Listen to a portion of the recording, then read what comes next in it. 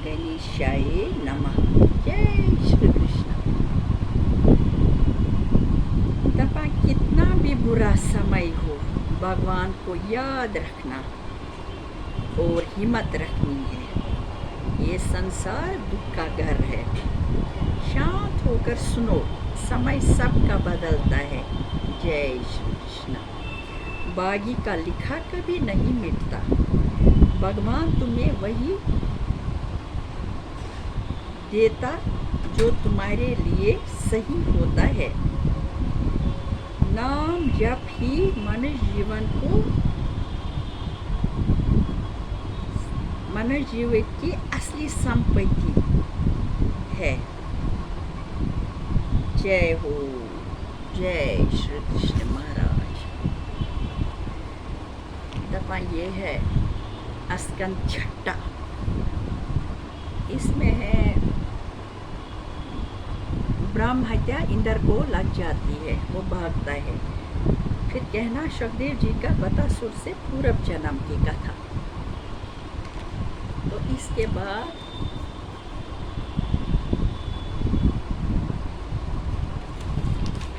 राजा चित्रकीर्त एक राजा होता है, तो उसको बहुत सारी रानियां होती हैं, मगर वो एक ऋषिश्वर के पीछे पड़ता है कि मुझे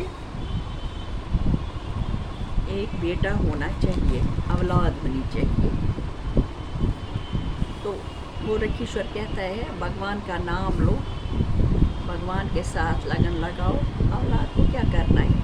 लेकिन वो कुछ नहीं मानता है और ऋषिश्वर के पीछे पड़ता है।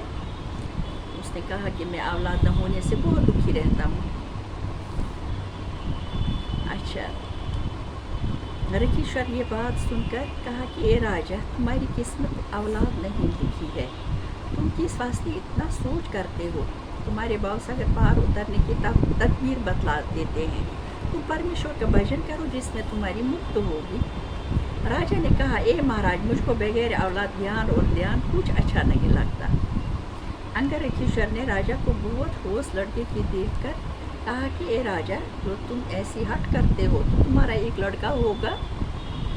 इसके होने से तुमको पहले बड़ी खुशी होगी और पीछे रंज होगा। राजा ने कहा, ए महाराज, पहले एक मर्तबा बेटे का सुख तो दिखला दीजिए, फिर जो चाहे वो हो जाए। ऋषिश्वर ने लड़का होने के वास्ते राजा से जगिया कराई और पूर्ण आहुति अग्निकुंड में डालकर सल का बची हुई प्रसाद राजा को देकर कहा कि तू उसको एक अपनी रानी को खिला दे। जैसे राजा ने वो सलिका अपनी बड़ी रानी करदती नाम को खिला दिया, वैसे हर इच्छा से रानी के गर्भ रहकर 10वें महीने में बेटा पैदा हुआ।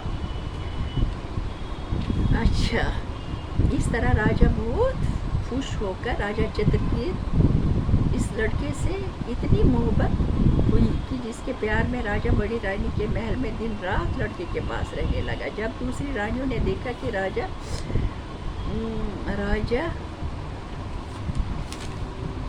लड़के की मोहब्बत से आठों पैर हमारी सूरत के पास रहता है और हम लोगों को आंख उठाकर भी नहीं देखता और उसके काबू में रहकर वो हमको अपनी लोंडे के बराबर भी नहीं समझता, तब सोतीदार ढाह से रानियों ने आपस में ये सलाह की कि इस लड़के को मार डालो तो राजा हम लोगों को भी प्यार करने लगेगा।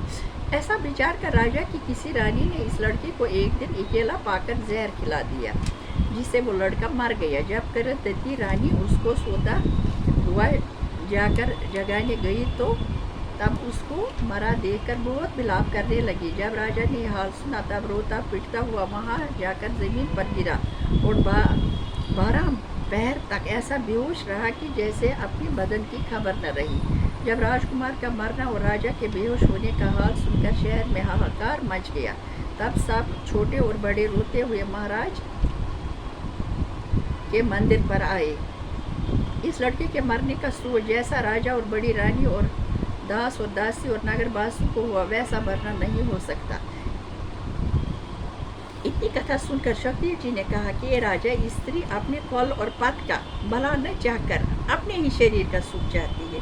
इसलिए ज्ञानी आदमी को स्त्री की बात पर विश्वास और भरोसा करना और और इसके काबू में होना अच्छा नहीं होता है। जय हो, क्या है कि औरत को ज़्यादा दिमाग